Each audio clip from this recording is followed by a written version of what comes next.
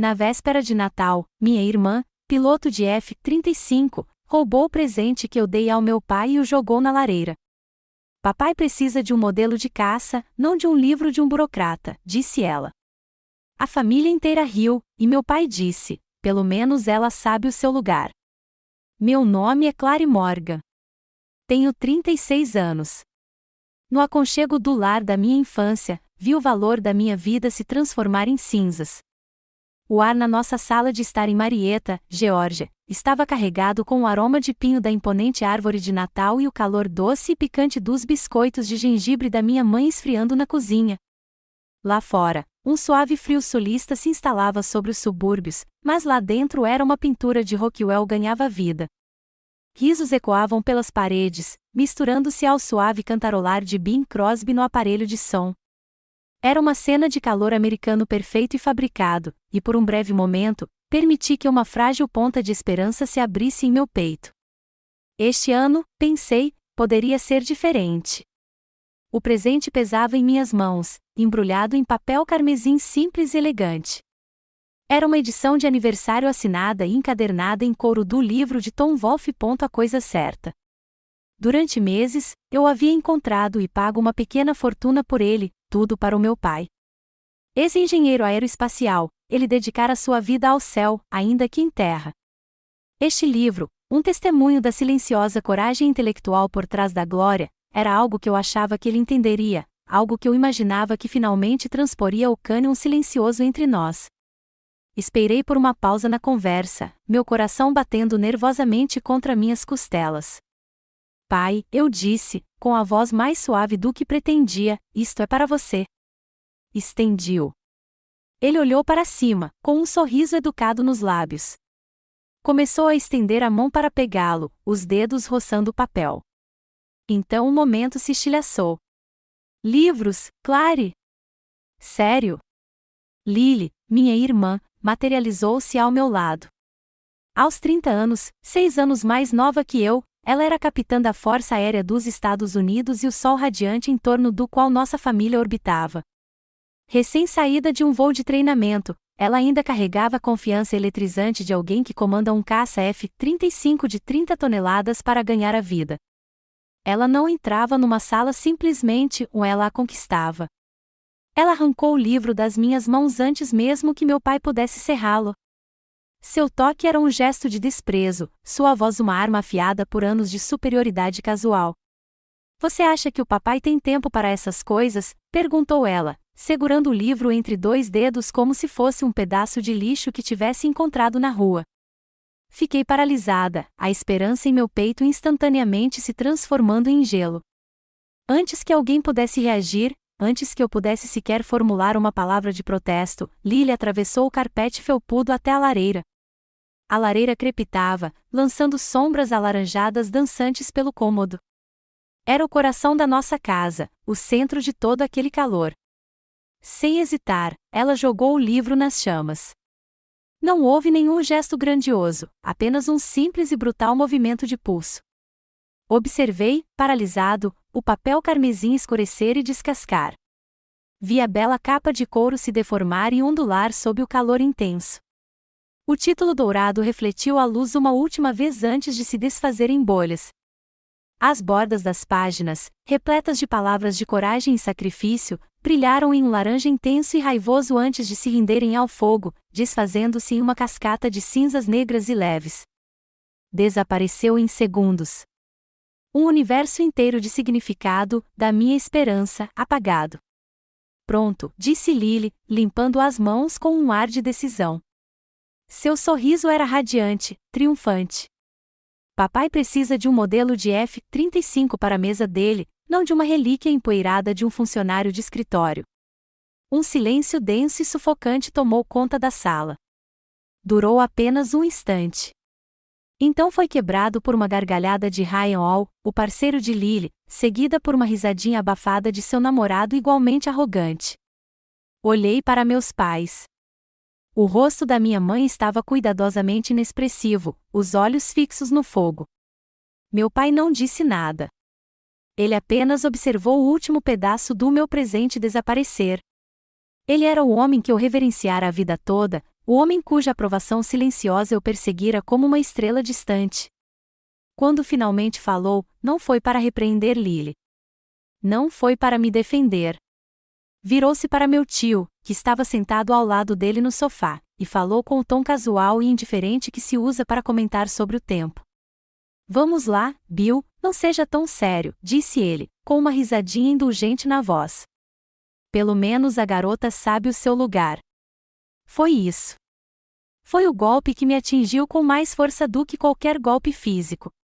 Foi uma incisão limpa e precisa que cortou o último fio esgarçado das minhas ilusões. A garota sabe o seu lugar. As palavras não ecoaram apenas no quarto silencioso, elas se marcaram na minha alma. Elas confirmaram minha posição na constelação desta família, não um planeta, nem mesmo uma lua, mas uma partícula fria e escura de poeira na órbita da estrela brilhante que era Lily. Uma reflexão tardia, uma sombra. Não chorei. A dor era profunda demais, absoluta demais para lágrimas. Era um pavor gelado que serpenteava pela minha espinha, congelando meu sangue e deixando um profundo entorpecimento. Olhei para as cinzas flutuando na lareira, depois para os rostos sorridentes e alheios ao meu redor, a satisfação presunçosa da minha irmã, a dispensa casual do meu pai, a ignorância deliberada da minha mãe. Eles não viam o que tinham feito. Para eles, era uma piada de Natal, uma brincadeira inofensiva às custas da irmã mais velha, chata e quieta. Mas, para mim, foi um veredito.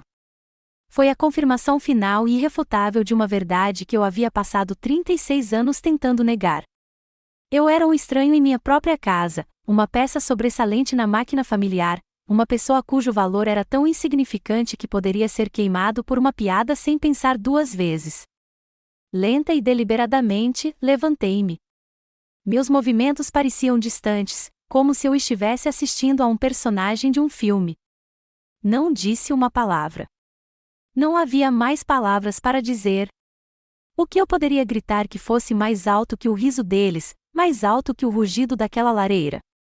Virei as costas para eles, para a árvore cintilante e para o cheiro de pão de gengibre, e saí da sala de estar. Subi a escada acarpetada até o quarto de hóspedes, cada passo uma silenciosa e pesada finalidade. Meu silêncio não era rendição. Era um peso maior e mais condenatório do que qualquer acusação que eu pudesse fazer contra eles. O silêncio era uma pergunta, não apenas porque eles fizeram aquilo, mas quando tudo começou. Lá em cima, no silêncio estéril do quarto de hóspedes, a escuridão era uma presença física. Ela me pressionava, um cobertor pesado que cheirava a potpourri e indiferença. Os sons fracos da alegria natalina e tensa vinham do andar de baixo, uma risada forçada, o tilintar de um copo, cada um deles uma pequena e aguda cutucada nos meus nervos à flor da pele. Sentei-me na beira da cama perfeitamente arrumada, com as mãos entrelaçadas no colo e a coluna ereta. O frio que me dominara perto da lareira se instalara profundamente em meus ossos. A pergunta do final do meu retiro silencioso ecoava no espaço vazio do quarto. Quando tudo começou? A mente é um estranho lugar de arquivo. Quando confrontada com uma ferida recente, ela não apenas sangra. Ela busca em seus vastos e empoeirados catálogos uma cicatriz correspondente, uma lesão anterior que explique a dor. Enquanto eu estava ali sentada, envolta no silêncio sufocante do presente, minha memória contornou anos de pequenas ofensas e cortes de papel, puxando-me de volta no tempo com uma força magnética infalível. Ela me puxou de volta para outra véspera de Natal. O ano era 2008. A Grande Recessão tinha os Estados Unidos em um estrangulamento. As notícias eram uma ladainha constante e sombria de fracassos, o Lehman Brothers em colapso, o Washington Mutual em crise, a Bolsa de Valores em queda livre.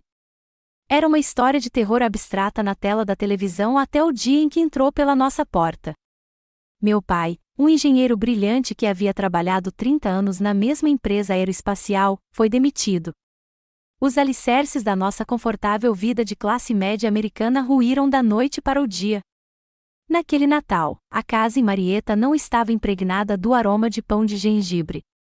Estava impregnada do cheiro metálico do medo. As luzes cintilantes da árvore pareciam zombar da escuridão que se acumulava nos cantos da nossa casa. Meus pais, Antes os arquitetos confiantes de nossas vidas, agora se moviam como fantasmas. Suas conversas se reduziam a sussurros abafados e preocupados sobre contas espalhadas pela mesa da cozinha.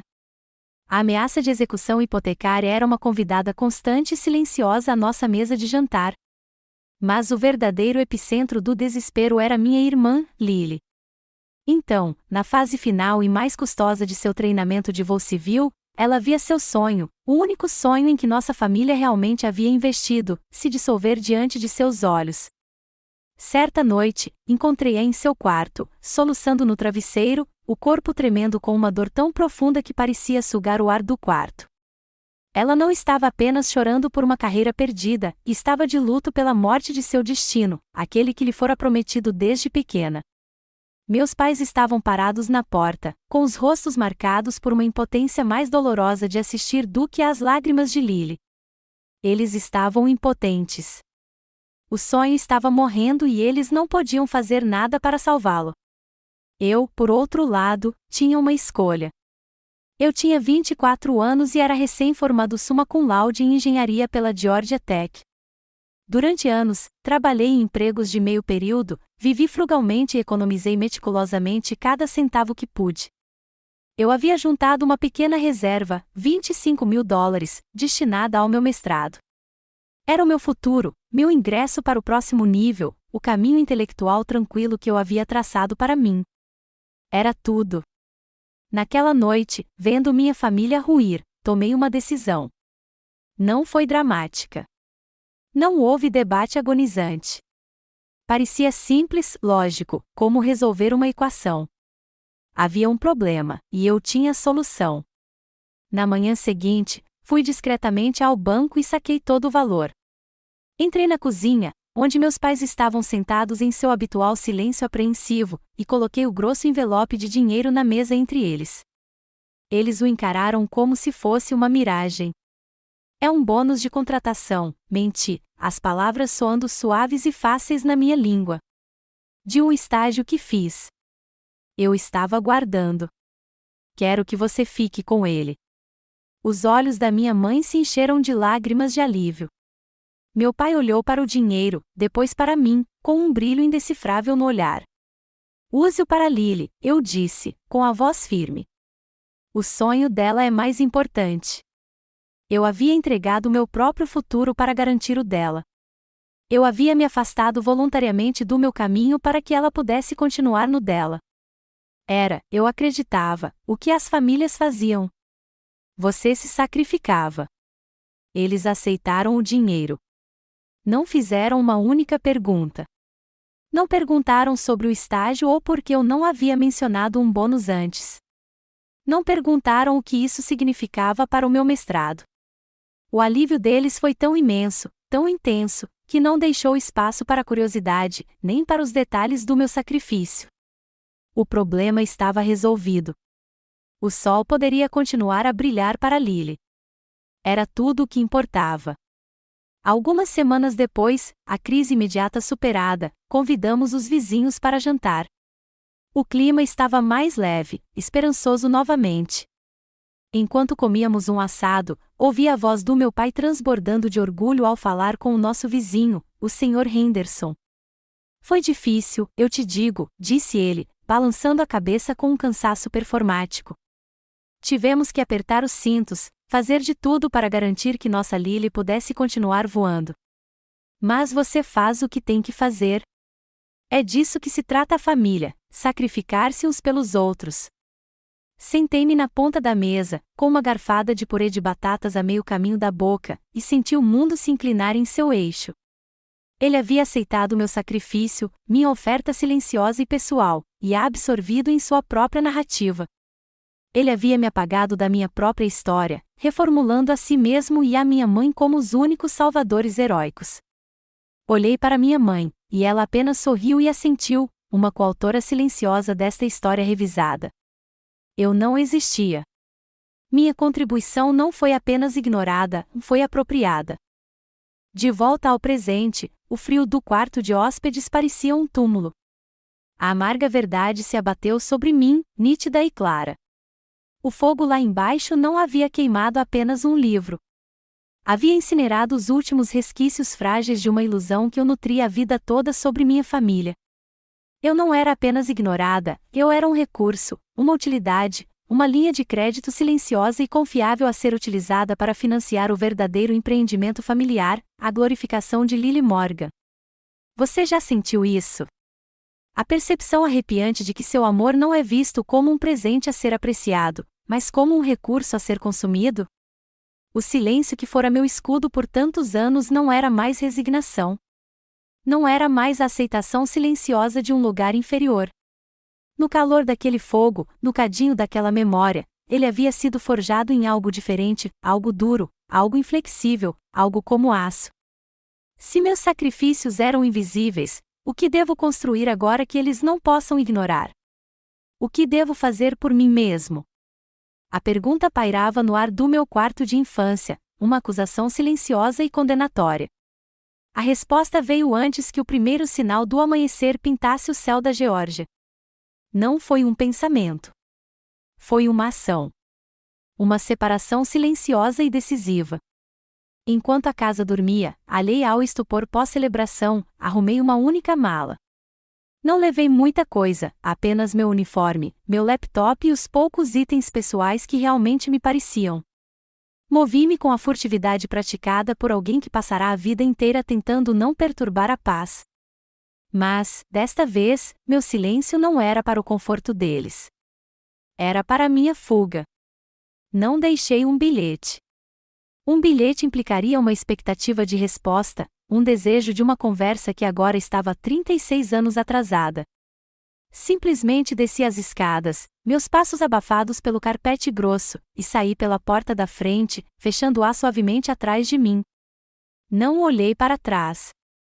O caminho até o aeroporto internacional Hartsfield-Jackson de Atlanta foi um borrão de rodovias escuras e o brilho solitário dos postes de luz. Dirigi com um propósito frio e claro. Não havia tristeza, nem hesitação. Isso havia sido queimado de mim na lareira. Tudo o que restava era uma resolução vazia. Peguei o primeiro voo para Colorado Springs, perseguindo o nascer do sol a oeste. Só havia um lugar onde eu queria estar, não uma casa, nem um apartamento, mas uma fortaleza, meu escritório, enterrado no coração de granito da montanha Cheyenne. Passar pelos pontos de controle de segurança e entrar no Comando de Defesa Aeroespacial da América do Norte, ou NORAD, foi como entrar em outra dimensão. A porta de segurança de 25 toneladas fechou-se com um chiado atrás de mim, isolando-me do mundo exterior, o mundo das emoções confusas, das lealdades inconstantes, das famílias que me destruíam. Ali, nas profundezas da terra, o ar era fresco, reciclado e livre de sentimentos. Ali, as regras eram absolutas. Neste mundo subterrâneo de concreto e aço, ninguém se importava com quem era meu pai. Ninguém sabia o nome da minha irmã. Meu valor não era medido pelo meu relacionamento com um famoso piloto de caça. Era medido por um padrão único e imutável, minha capacidade de fazer meu trabalho. Aqui, eu não era Clary Morgan, a irmã mais velha e quieta. Eu era Major Morgan, uma analista estratégica, uma engrenagem vital na colossal máquina da defesa nacional. Aqui, minha quietude não era uma falha, era um pré-requisito para a intensa concentração que meu trabalho exigia. Este era o meu santuário. Esta era a minha verdade. Os dias seguintes se misturaram em um ciclo implacável de dever. Eu não apenas trabalhava, eu o consumia. Turnos de 16 horas se tornaram minha norma.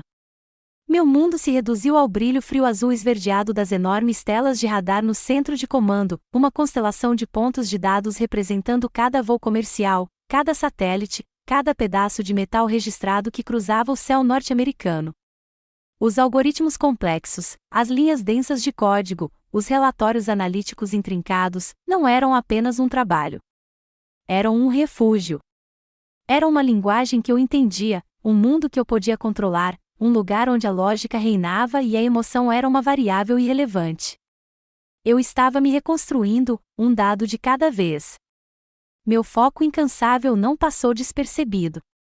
Minha colega, uma jovem e perspicaz segundo-tenente chamada Mia Patel, me observava com olhos preocupados.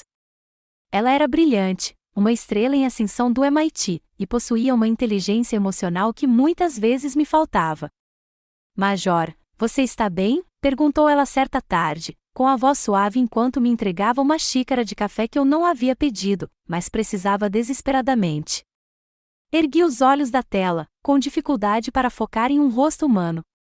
Consegui dar um sorriso tenso e nada convincente. Estou bem, Patel. Só analisando algumas distorções atmosféricas. Era mentira, claro. As únicas distorções que eu estava analisando eram aquelas que haviam fragmentado minha vida. Mas eu estava canalizando aquela energia caótica, aquela dor pessoal, para um foco profissional singular. Eu estava transformando minha mágoa em combustível.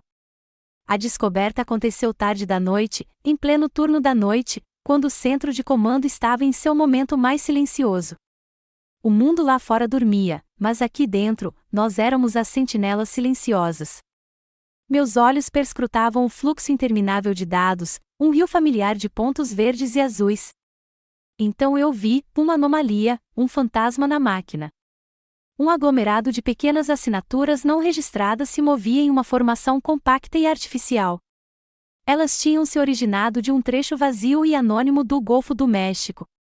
O sistema automatizado, programado para identificar ameaças conhecidas, as havia sinalizado como desordem atmosférica de baixa prioridade, balões meteorológicos, talvez, ou um bando de pássaros. Mas minha intuição, um instinto aguçado por anos observando aquelas telas, gritava o contrário. Aquilo não era meteorologia. Pássaros não voam em uma formação de diamante perfeita, espaçada algoritmicamente. Aquilo era deliberado. Era uma sonda. Meu coração começou a bater um pouco mais rápido, uma onda de adrenalina cortando meu cansaço. Deixei de lado a avaliação automatizada. Era para isso que eu havia sido treinado, para ver o padrão que a máquina não detectava. Ignorando o sinal de baixa prioridade, iniciei uma análise aprofundada. Coletei imagens de satélite, cruzei bancos de dados de transponders e executei uma série de algoritmos de previsão de trajetória. Os dados começaram a pintar um quadro assustador. Não eram balões meteorológicos. Era um enxame de pequenos veículos aéreos sofisticados e não tripulados, VANTS, drones, e estavam se movendo. Meus dedos voavam pelo teclado, meu foco absoluto. A trajetória calculada enviou uma nova onda de gelo em minhas veias. Eles estavam indo para Nordeste, em direção ao Sudeste dos Estados Unidos, em direção a Atlanta. Por uma fração de segundo, a imagem dos rostos sorridentes da minha família passou pela minha cabeça: Lily, meu pai, minha mãe, a cidade deles. Afastei o pensamento com uma eficiência brutal. Não se tratava deles. Era algo maior. Tratava-se do meu dever.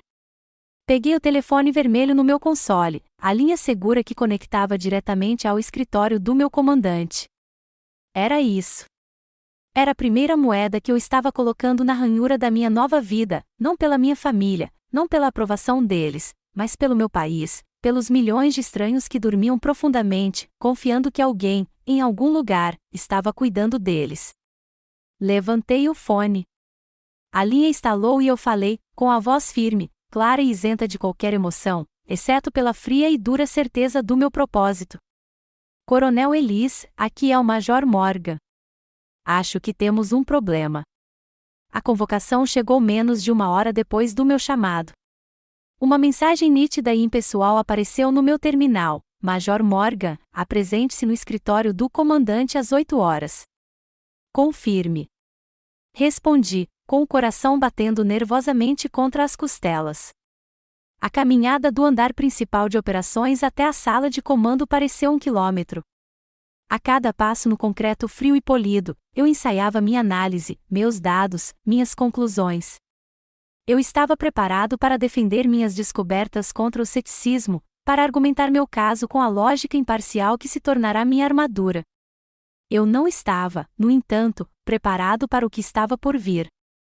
O escritório da Coronel Karen Ellis era a personificação física de sua ocupante, minimalista, eficiente e irradiando um poder silencioso e formidável. Não havia bugigangas pessoais, nem fotos de família.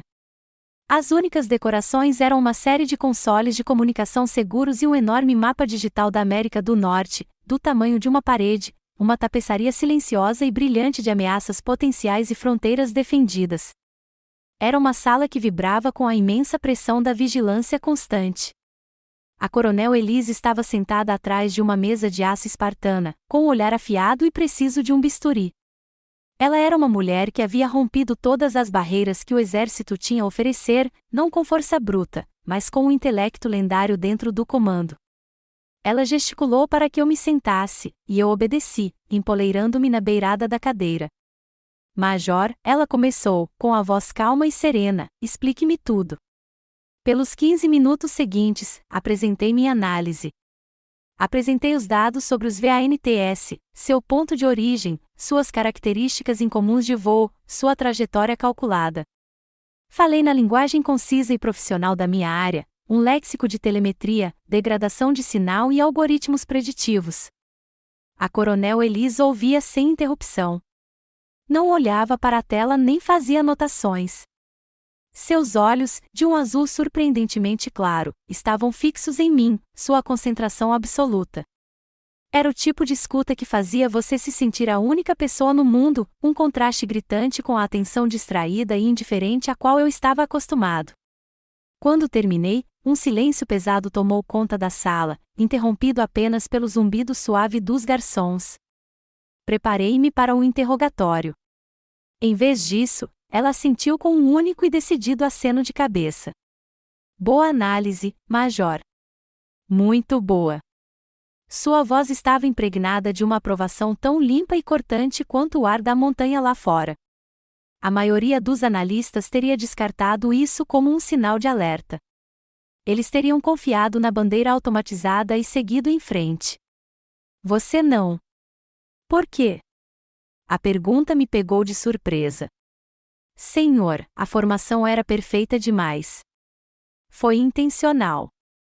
Não parecia um fenômeno natural. Instinto, disse ela, não como uma pergunta, mas como uma constatação.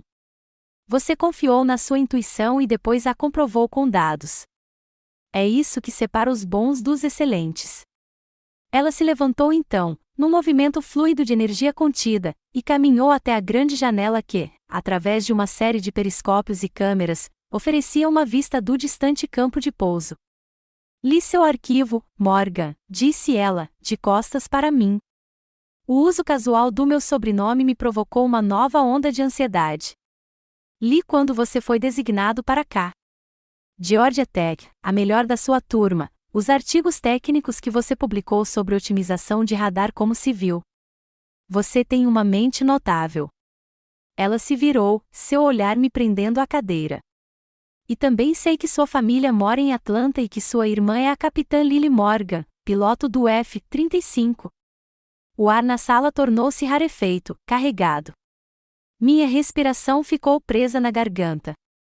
Era aquele, o momento que eu temia durante toda a minha vida profissional, a comparação, a inevitável pergunta subsequente sobre como era trabalhar nas sombras enquanto minha irmã se elevava ao sol. Preparei-me para a familiar e casual rejeição do meu trabalho em favor do heroísmo mais glamouroso e visível dela. Mas a Coronel Elise não se comparava. Ela via. Não deve ser fácil, disse ela, com a voz suavizando-se quase imperceptivelmente. Não havia piedade, apenas o tom claro e ressonante de compreensão de alguém que havia trilhado seu próprio caminho difícil. Fazer este trabalho silencioso e vital no escuro, enquanto você tem uma irmã que é uma estrela. As palavras atingiram o vazio dentro de mim, não com um estrondo, mas com o calor suave e profundo de uma luz sendo acesa em um quarto comprido e escuro. Pela primeira vez, alguém em posição de poder, alguém que eu respeitava, não apenas viu meu trabalho, mas também, meu. Eles viram o sacrifício silencioso, o peso invisível que eu carregava. Ela sustentou meu olhar. O mundo precisa de suas estrelas, Morgan.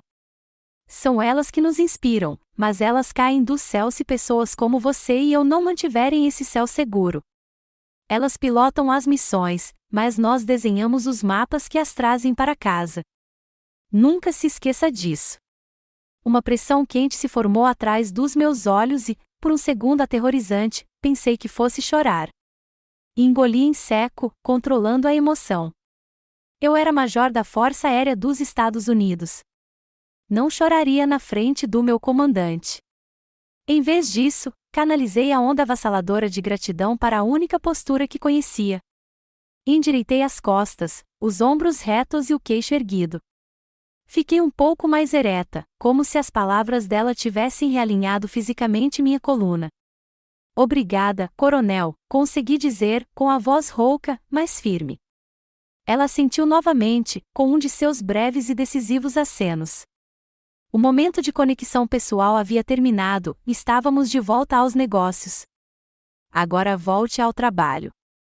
Quero que você lidere a força-tarefa ad hoc para monitorar esses pássaros, como você os chamou. Você terá acesso prioritário a todos os fluxos de informações relevantes. Você se reportará direta e exclusivamente a mim. Ela fez uma pausa, seus olhos se fixando nos meus novamente, uma transferência silenciosa de confiança e responsabilidade. Esta agora é a prioridade número 1. Entendido? Sim, coronel, respondi. As palavras saíram ríspidas, claras e ressonantes, com uma força renovada. Pela primeira vez em semanas, minha voz parecia minha novamente. Era a voz de um oficial que acabará de receber uma missão. A voz de uma mulher que acabará de ser vista. Ao sair do consultório dela, o mundo parecia diferente. O peso sobre meus ombros não havia desaparecido, mas não parecia mais um fardo. Parecia um manto de responsabilidade, colocado ali com respeito e confiança. Eu não era mais uma sombra. Era uma sentinela. E não estava mais sozinha. Os dias que se seguiram ao meu encontro com o coronel Elis foram uma revelação. Pela primeira vez na minha vida profissional, senti um senso de propriedade, uma corrente de propósito que era inteiramente minha. O peso da minha nova responsabilidade caiu sobre mim, não como um fardo, mas como um manto. Liderando a força-tarefa, eu não estava mais apenas analisando dados, eu estava caçando. Minha equipe e eu trabalhamos com uma intensidade silenciosa e feroz, rastreando as assinaturas fantasmagóricas dos VANTS, nosso foco absoluto. O mundo fora da montanha Cheyenne, com suas emoções confusas e histórias complicadas, deixou de existir. Havia apenas a missão. Havia apenas a lógica limpa e fria da caçada. Foi em meio a essa clareza recém-descoberta, durante uma vigília particularmente tensa enquanto analisávamos uma mudança nos padrões de voo dos drones, que o mundo exterior voltou à tona. Meu celular pessoal, silencioso por semanas, vibrou no canto do meu console. A tela se iluminou com um nome que eu tentava esquecer: mamãe. Um nó de gelo se formou no meu estômago. Uma parte de mim, o policial disciplinado, queria ignorá-lo. Era uma distração, uma intrusão indesejada de uma vida que eu havia deixado para trás na Geórgia. Mas outra parte, uma parte teimosa e tolamente esperançosa que eu pensava ter morrido, ressurgiu. Talvez fosse isso. Talvez, depois de semanas de silêncio, este fosse o pedido de desculpas. Hesitei por um longo momento, com a mão pairando sobre o telefone. Então, com um suspiro de resignação, atendi. Olá, Clary. Querida, graças a Deus, a voz da minha mãe saiu pelo alto-falante, uma onda espessa e melosa de calor artificial. Era a voz que ela usava para amigos da igreja e parentes distantes, uma demonstração de amor maternal que sempre me irritava. Como você está, querida?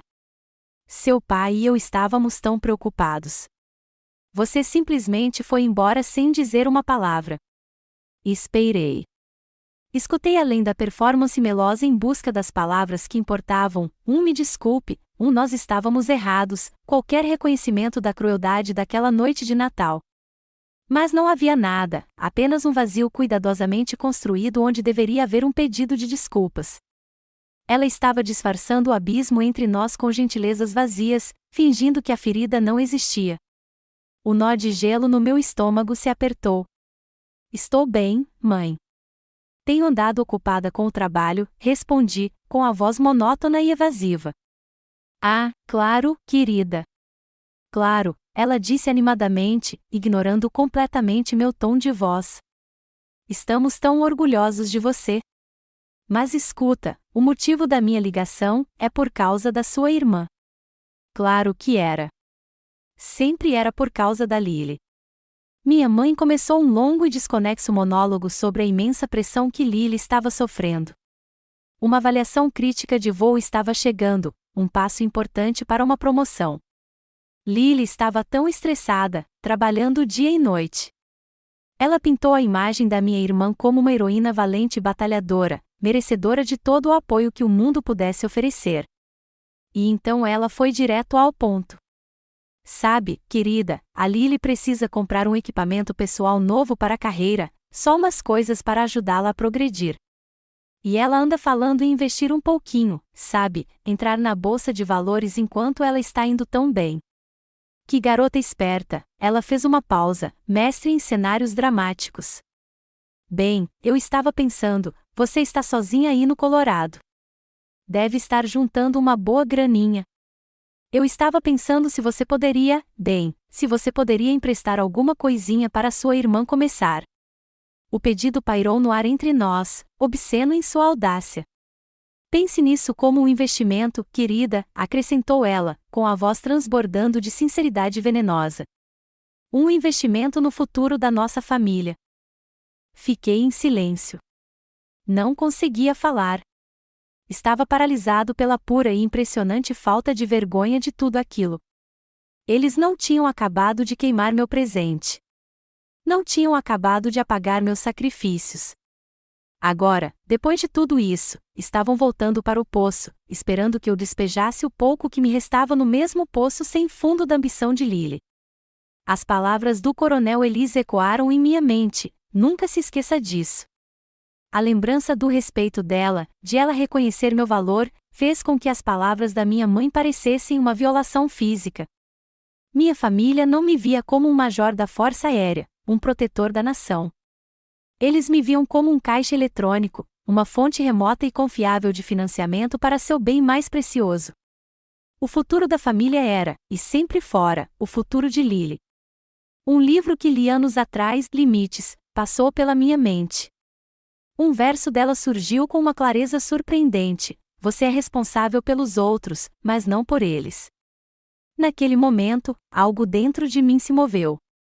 Os últimos vestígios de esperança pela redenção deles, o último resquício de obrigação que eu sentia como filha, viraram pó e se dissiparam. Tudo o que restou foi uma clareza fria e dura. A névoa emocional em que eu vivi por 36 anos finalmente se dissipou.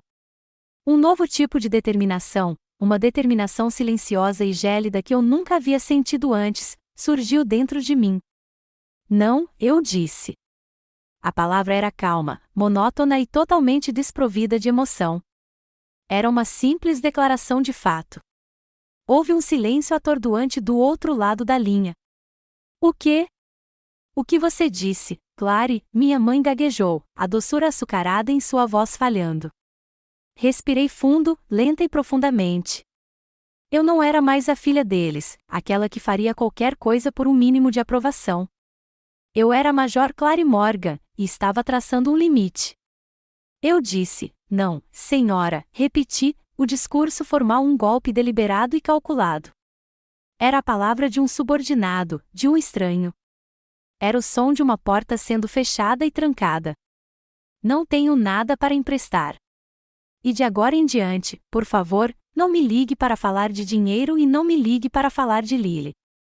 Antes que ela pudesse formular uma resposta, antes que pudesse liberar a culpa ou a raiva que eu sabia que viria, encerrei a ligação. Meu dedo apertou o botão com um clique final e satisfatório. Eu havia traçado um limite, não na areia, mas no aço. O clique do telefone desconectando foi um som de finalidade, uma porta de aço se fechando com estrondo sobre 36 anos de história. Uma raiva fria e silenciosa se instalou em meu peito, não quente e explosiva, mas densa e pesada, como um bloco de gelo.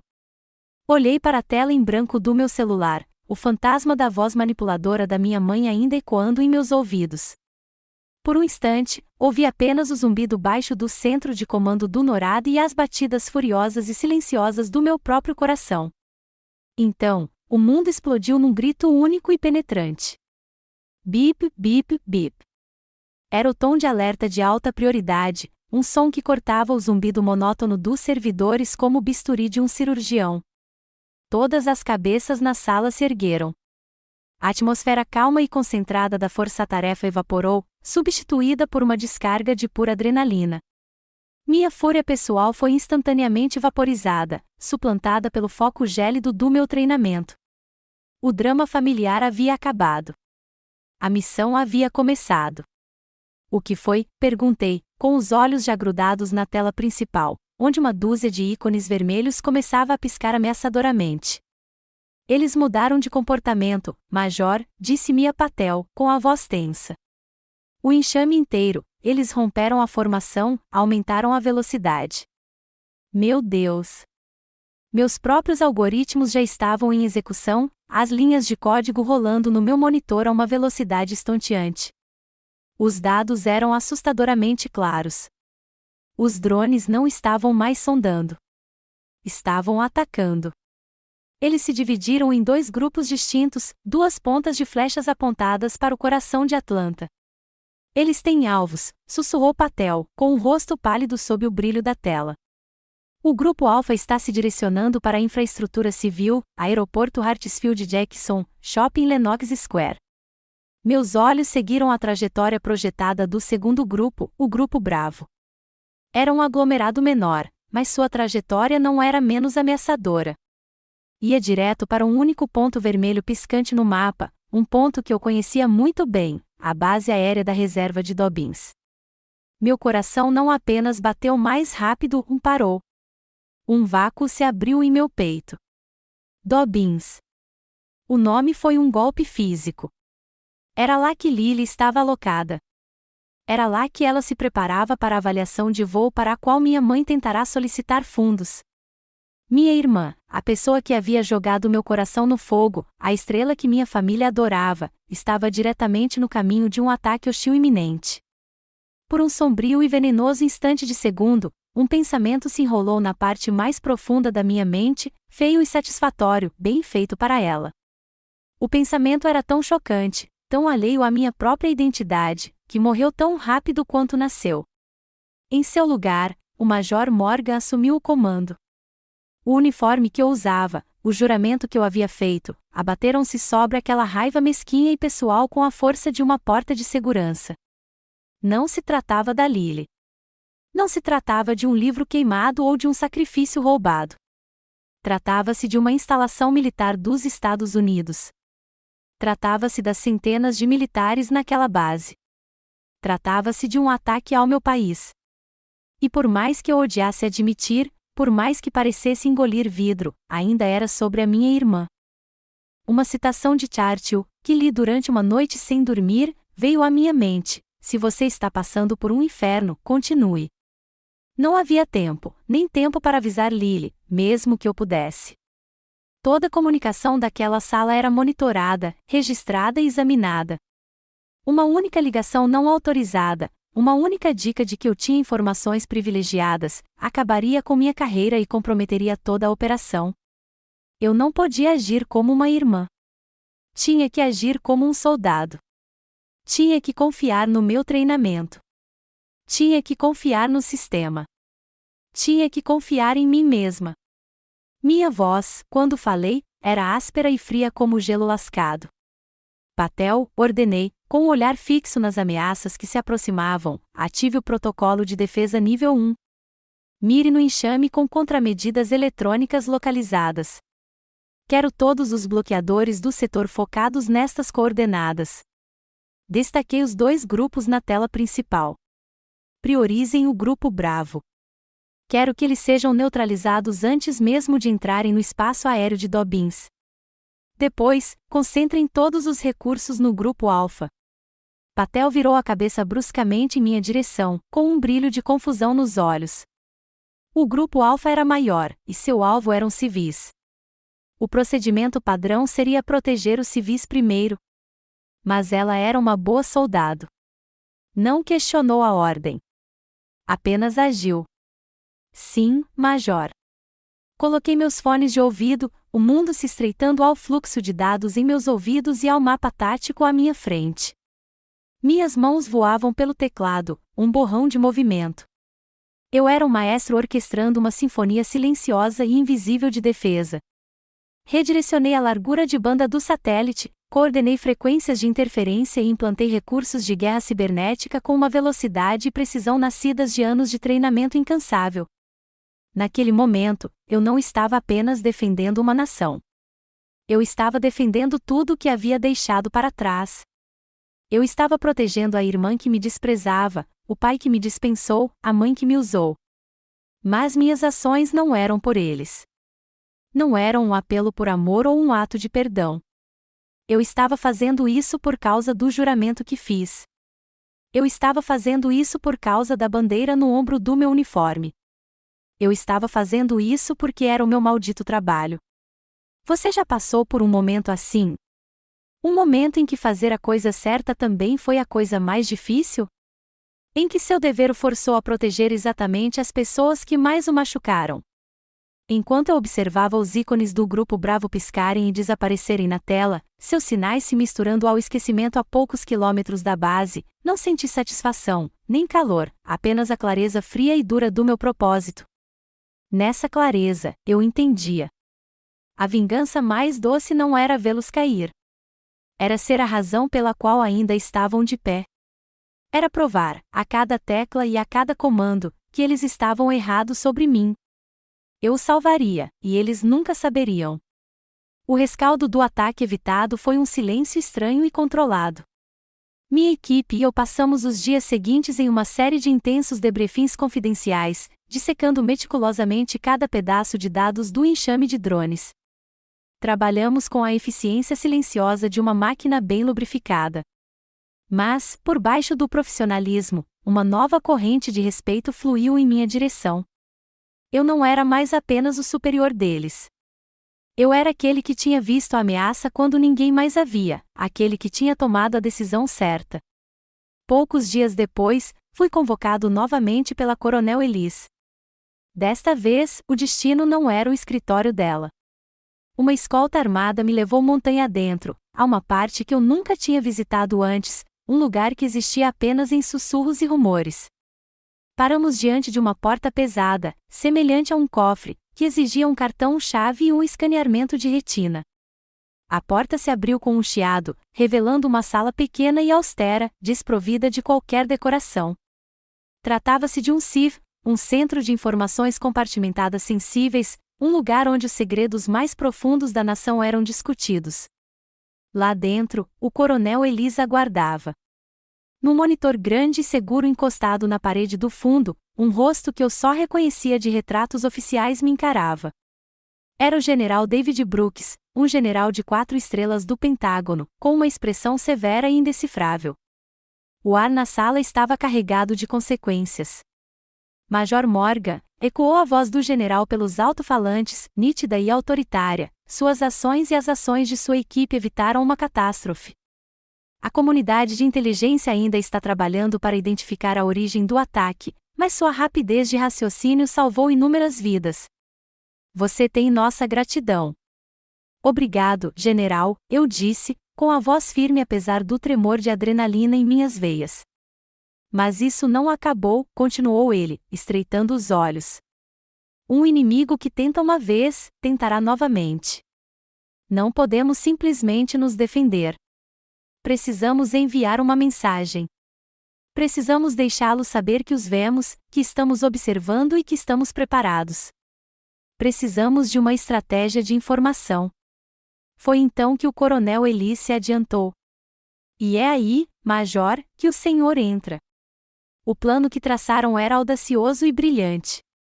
Não iriam realizar uma coletiva de imprensa seca no Pentágono. Era previsível. Em vez disso, iriam transmitir sua mensagem em um palco público, no coração da comunidade que havia sido alvo. Eles iriam fazer isso na feira anual do Condado de Cobb, em Atlanta, um grande evento comunitário que atraiu milhares de pessoas. E a peça central desse evento já era uma heroína militar, a capitã Lily Morgan, minha irmã, que seria a convidada de honra. Uma compreensão lenta e fria me atingiu. A Coronel Elise viu isso em meu rosto. Um sorriso raro e tênue surgiu em seus lábios. Vamos transformar o palco da sua irmã no seu, Major, disse ela, em tom prosaico. Não se trata de vingança. Deixe-me ser clara. Isto é guerra de informação. Sun Tzu nos ensinou a conhecer nosso inimigo e a nos conhecer. Nosso inimigo pensa que somos cegos. Vamos usar este palco tão público e tão patriótico para homenagear um herói silencioso. E, ao fazer isso, enviaremos um aviso claro e inequívoco àqueles que observam nas sombras. Minha mente girava. Eles iriam me colocar em um palco na minha cidade natal e contar ao mundo o que eu tinha feito, na frente da minha família, na frente da Lily. Os dias que se seguiram foram uma confusão de preparativos. Fui encarregado de compilar as partes não confidenciais do relatório pós-ação para a apresentação. Foi um trabalho meticuloso e exaustivo, redigindo dados sensíveis e preservando a narrativa central do evento. Passei horas trancado, vasculhando arquivos digitais, cruzando relatórios e revivendo cada segundo daquela noite tensa. Foi durante uma dessas sessões noturnas, com os olhos turvos de tanto olhar para a tela, que me deparei com isso. Eu estava em busca de precedentes, analisando relatórios anteriores sobre contramedidas eletrônicas contra a tecnologia similar de drones. Uma busca revelou uma lista de documentos técnicos internos. Um título me chamou a atenção, um artigo que eu havia escrito 2 anos antes mesmo de ser promovido a major. Era uma análise teórica sobre a otimização dos sistemas de radar do F-35 para neutralizar a distorção do sinal durante eventos climáticos severos. Era um trabalho acadêmico discreto do qual eu me orgulhava, mas havia sido submetido como recomendação geral, e eu presumi que tivesse sido arquivado e esquecido na vasta burocracia digital das Forças Armadas. A curiosidade, um instinto há muito adormecido, me aguçou. No impulso, fiz uma busca para ver se as recomendações já haviam sido implementadas. Os resultados carregaram na tela e senti o ar escapar dos meus pulmões.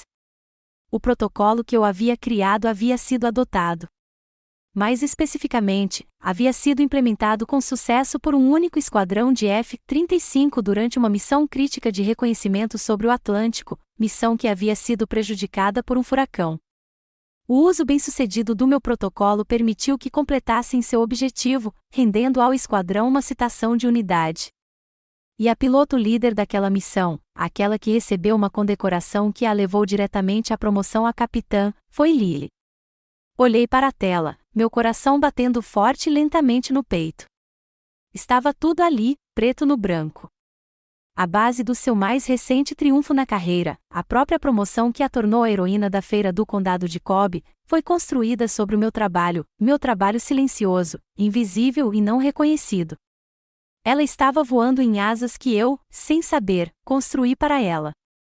Na manhã seguinte, entrei no escritório da Coronel Elise e coloquei os impressos em sua mesa sem dizer uma palavra.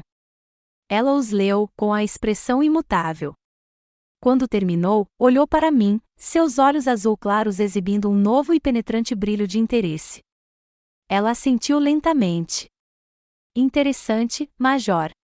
Muito interessante. Ela deu um toque nos papéis. Adicione isto ao arquivo de instruções. As últimas peças do plano se encaixaram. O voo para Atlanta foi reservado. A apresentação foi finalizada.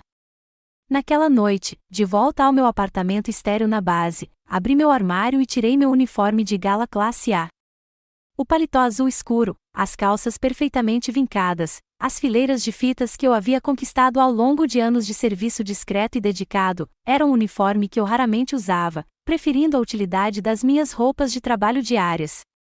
Eu o ergui, o tecido rígido e formal em minhas mãos. Da última vez que estive em casa, eu era um fantasma, uma sombra em trajes civis, facilmente descartada. Desta vez, eu retornaria como Major Clary Morgan, da Força Aérea dos Estados Unidos. Eu não voltaria para casa como uma filha ou irmã em busca de aprovação. Eu era uma soldada em missão. Uma onda de energia nervosa, um potente coquetel de ansiedade e expectativa eletrizante, tomou conta de mim. A batalha final estava prestes a começar e, desta vez, não seria travada no escuro. A feira do condado de Cobb era um ataque aos sentidos, uma sinfonia caótica da cultura americana. O ar, carregado pelo calor úmido da Geórgia, era uma mistura pegajosa e doce de pipoca, cachorro-quente grelhado e açúcar refinado.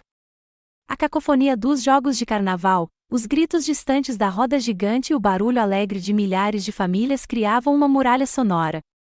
Era um lugar de alegria saudável e artificial, um cenário perfeito para a detonação meticulosamente planejada das verdades mais profundas de uma família. Vestido com meu uniforme classe A, a lã azul escura parecendo dura e estranha, fiquei perto da borda da multidão, um observador silencioso em um mar de movimento. A coronel Elise estava por perto, misturando-se à multidão em elegantes trajes civis, sua presença uma âncora silenciosa de apoio. Do meu ponto de vista, eu tinha uma visão clara do palco principal, onde minha família era o centro de uma constelação de admiração local. Lily estava em seu elemento, radiante em seu traje de voo. Ela dava autógrafos para uma fila de crianças de olhos arregalados, seu sorriso tão brilhante e deslumbrante quanto o sol refletindo na cobertura da cabine. Meus pais estavam ao lado dela, radiantes, seus rostos máscaras de puro orgulho. Eles eram a família americana perfeita, apresentando seu herói americano perfeito ao mundo. Bem, que se dane, Clary Morgan. A voz, carregada de um sotaque familiar e condescendente, veio de trás de mim. Era Tom, um colega de escola que sempre orbitara a estrela brilhante de Lily. Ele me olhou de cima a baixo, os olhos fixos no meu uniforme com um sorriso irônico e desdenhoso. Ainda empurrando papéis, Clary, perguntou ele, inclinando-se conspiratoriamente. Deve ser difícil ver sua irmãzinha recebendo toda a glória desse jeito. Muito chato.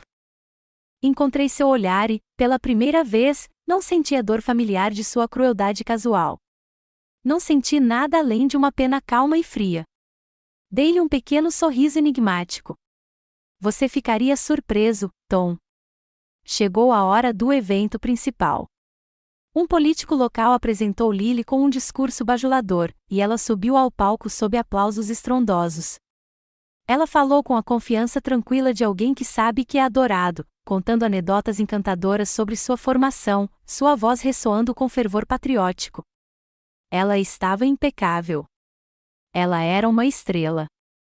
Quando ela terminou, acenando para a multidão que aplaudia, o mestre de cerimônias voltou ao microfone. Obrigado, Capitão Morgan, um verdadeiro herói da Geórgia, ele disse em tom estrondoso. E agora, senhoras e senhores, temos uma convidada especial surpresa. Por favor, juntem-se a mim para dar as boas-vindas à líder de comando do NORAD, a coronel Karen Elise. Uma onda de aplausos intrigados percorreu a plateia quando Elise subiu ao palco, com sua presença dominando o espaço instantaneamente. Ela apertou a mão de Lily e se virou para a plateia, com uma expressão serena e autoritária. Obrigada, começou, sua voz cortando o barulho do parque de diversões. Hoje, estamos todos aqui para homenagear uma heroína, a Capitã Lily Morgan. E ela é, de fato, um orgulho para a Força Aérea. Ela fez uma pausa, deixando as palavras pairarem no ar antes de dar a resposta. Mas estou aqui hoje para homenagear outro tipo de herói. Um herói silencioso. O tipo cujo nome você desconhece, cujo trabalho é feito no escuro, em salas sem janelas, para garantir que todos possamos nos reunir em segurança sob este céu aberto. Vi meus pais trocarem um olhar confuso. O sorriso perfeito de Lily vacilou por uma fração de segundo. O olhar de Elise percorreu a multidão e então pousou em mim por um breve e intencional momento.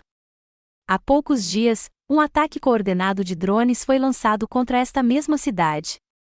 Foi um ato sofisticado e hostil que foi interrompido antes mesmo de começar, salvando milhões de vidas e prevenindo uma tragédia nacional.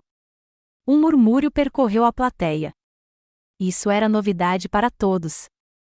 A oficial que identificou aquela ameaça, que confiou em seus instintos quando os sistemas automatizados falharam e que comandou a defesa bem-sucedida de Atlanta está aqui conosco hoje.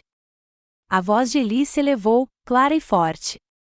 Senhoras e senhores, ela é a Major Clary Morgan, da Força Aérea dos Estados Unidos. Todas as cabeças se viraram. 1000 pares de olhos me encontraram parado na borda da multidão. O suspiro coletivo foi uma força física.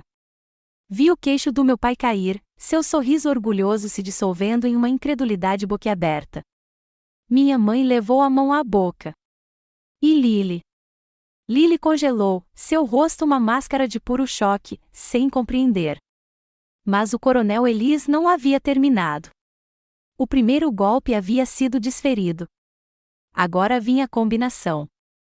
E talvez, continuou ela, com a voz assumindo um tom mais ríspido e preciso enquanto se virava ligeiramente para uma Lily atordoada, a capitã Morgan também não saiba que o relatório técnico que ela e seu esquadrão usaram há 2 anos para resolver um problema crítico de radar durante um furacão, um relatório que foi fundamental para que ela recebesse a comenda que a levou à promoção a capitã, também foi escrito pela Major Clary Morgan. Desta vez, a reação não foi apenas de choque. Foi de um horror nauseante e crescente. Lily ficou boquiaberta. A cor desapareceu de seu rosto, deixando sua pele pálida, branca como giz. Ela olhou de Ellis para mim, com os olhos arregalados, numa confusão desesperada e apavorada. Os alicerces do seu mundo estavam rachando sob seus pés. Então a coronel Ellis desferiu o golpe final e devastador. Sua voz baixou, tornando-se dura, fria e totalmente implacável. E no ataque recente, senhoras e senhores, um desses enxames de drones tinha um alvo muito específico, a base aérea da reserva de Dobbins. Ela deixou o nome pairar no ar, uma sentença de morte suspensa no tempo.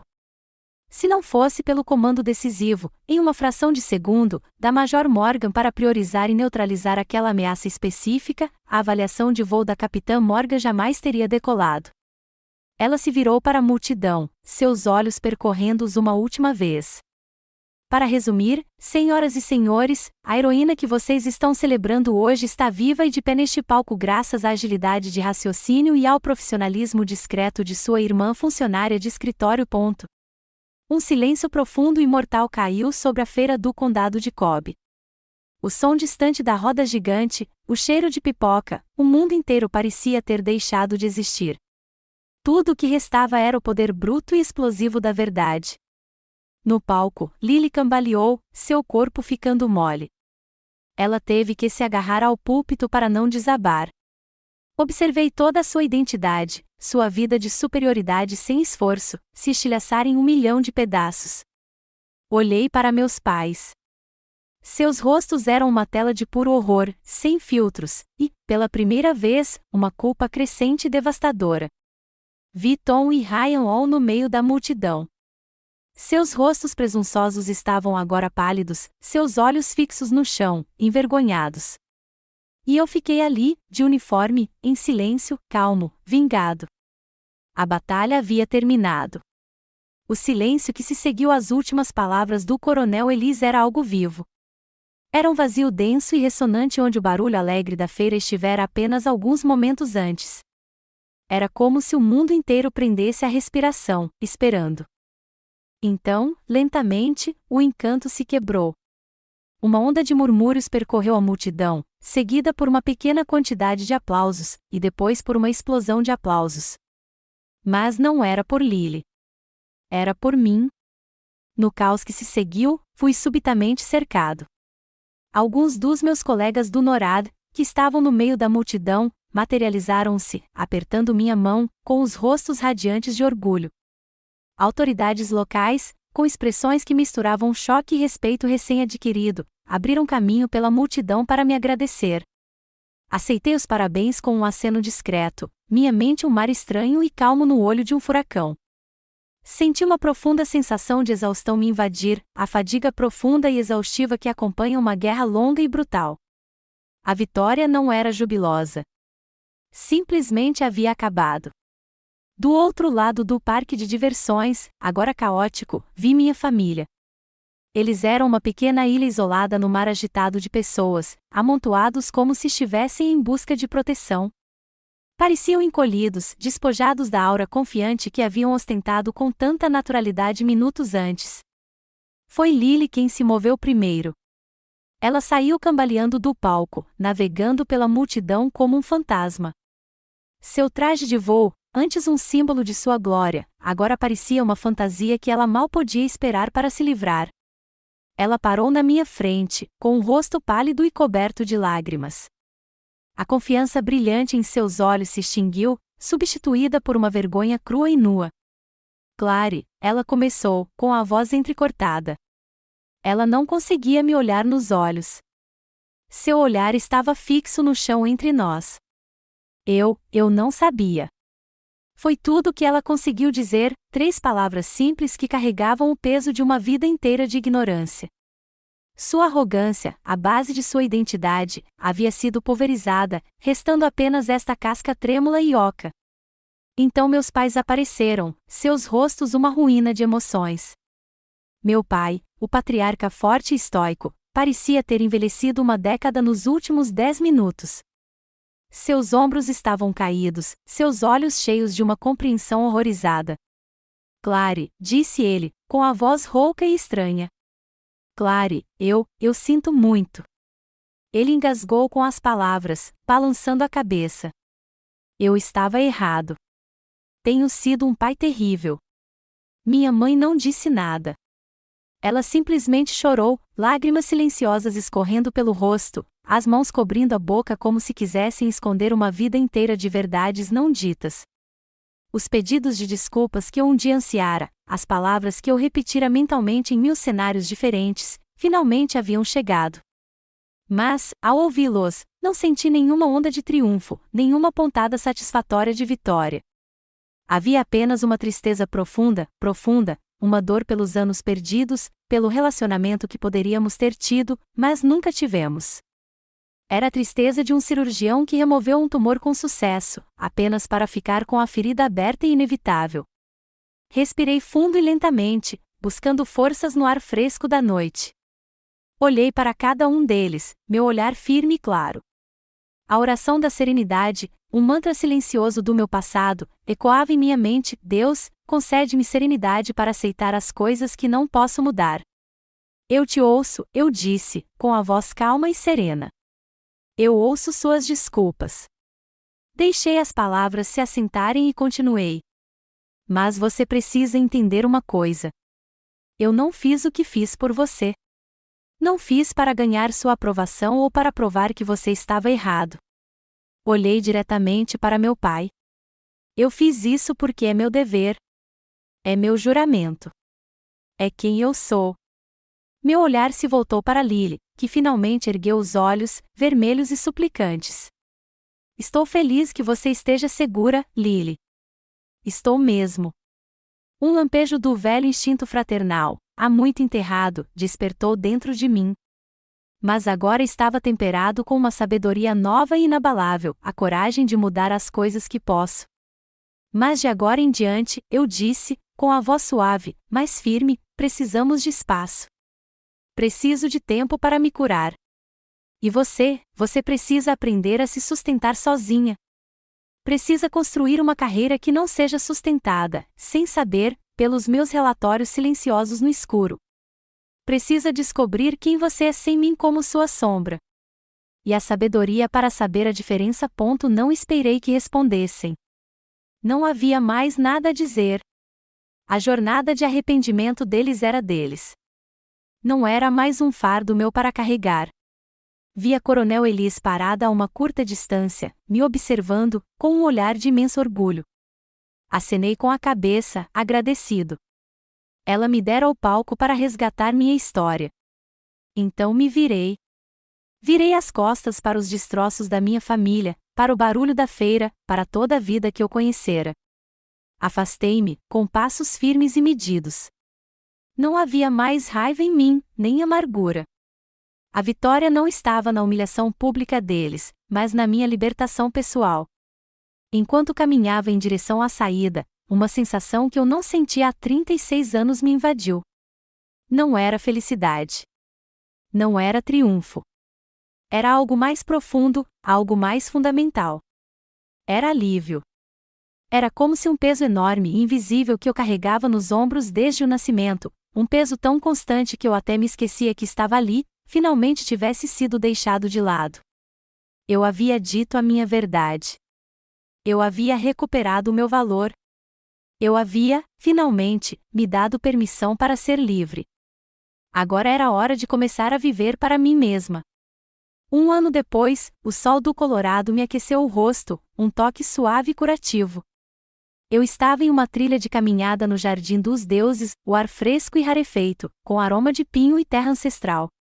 À minha frente, as colossais formações de arenito vermelho se erguiam contra um céu azul brilhante, sentinelas silenciosas que se ergueram por milênios, testemunhando a lenta e inexorável rotação do mundo.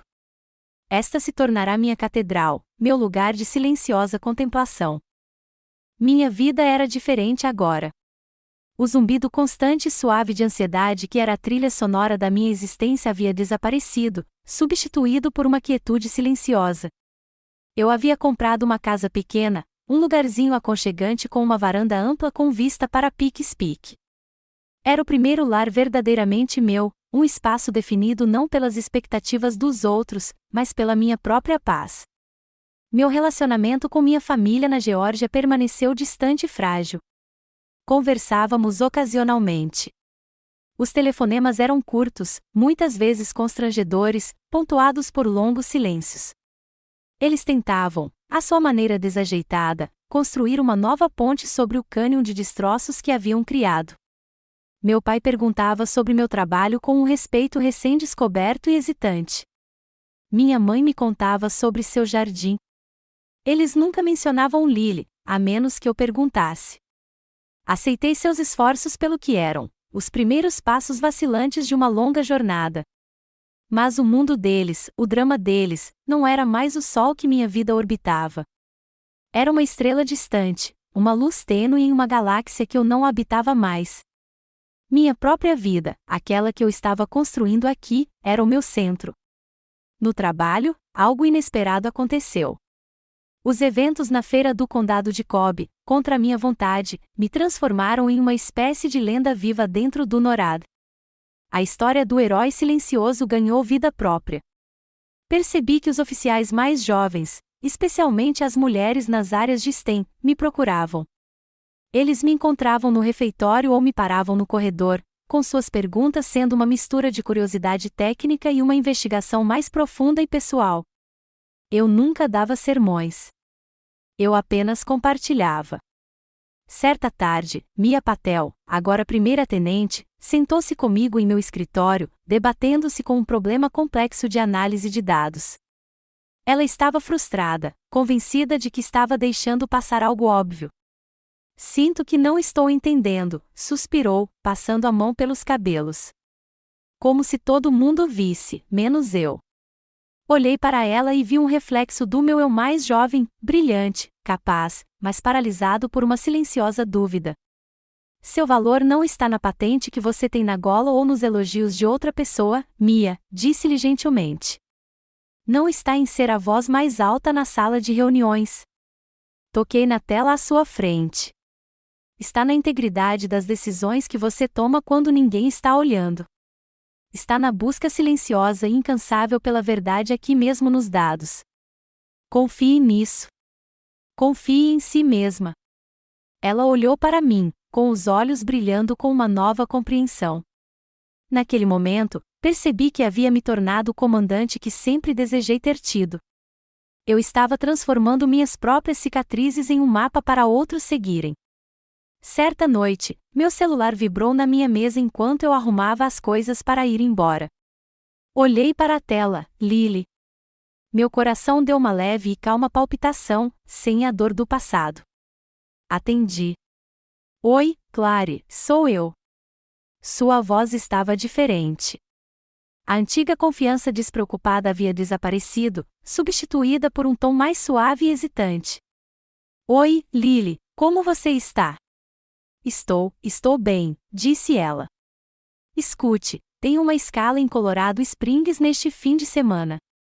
Eu estava pensando, e tudo bem se você estiver ocupado, mas queria saber se poderia te pagar um café.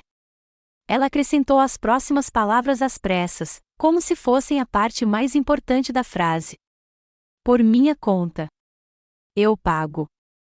Sorri, um sorriso sincero, que chegou aos meus olhos. Foi um pequeno gesto, mas foi tudo.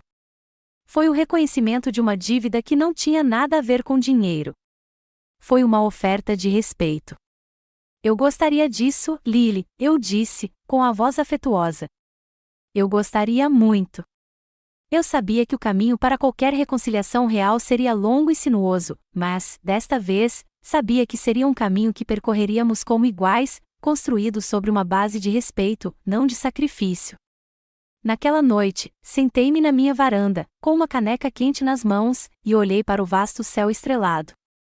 As estrelas estavam brilhantes, flamejantes e exigiam atenção, assim como minha irmã. Por muito tempo, me senti como uma sombra projetada por sua luz. Mas agora percebi que estava tudo errado. Eu não era sombra. Eu era o próprio céu, a vasta, silenciosa e poderosa escuridão que contém as estrelas, que lhes dá espaço para brilhar intensamente, a presença silenciosa e constante que as zela, que mapeia seus cursos e que mantém todo o sistema celeste em equilíbrio. Minha força não estava em ser vista. Estava em ver. Como escreveu a grande Maya Angelou, sucesso é gostar de si mesmo, gostar do que você faz e gostar de como você faz. Sentada ali, sob o olhar silencioso e atento do cosmos, finalmente entendi. A verdadeira felicidade não era estar sob os holofotes. Era a satisfação silenciosa e profunda de saber que, esteja alguém observando ou não, você está lá, fazendo o seu trabalho, mantendo unido o seu pedaço do universo, e você está finalmente em paz. Minha história começou na escuridão, ofuscada pelo brilho dos outros. Mas aprendi que meu valor não estava em ser a estrela, mas em ser o céu que a sustenta. Minha jornada foi sobre encontrar minha própria luz, a minha maneira, e perceber que a verdadeira força muitas vezes reside no silêncio. Talvez você tenha uma história parecida, um momento em que precisou resgatar seu próprio valor das sombras ou encontrar seu poder não nos holofotes, mas na sua própria integridade. Ficaria honrado em ouvir sobre isso nos comentários abaixo.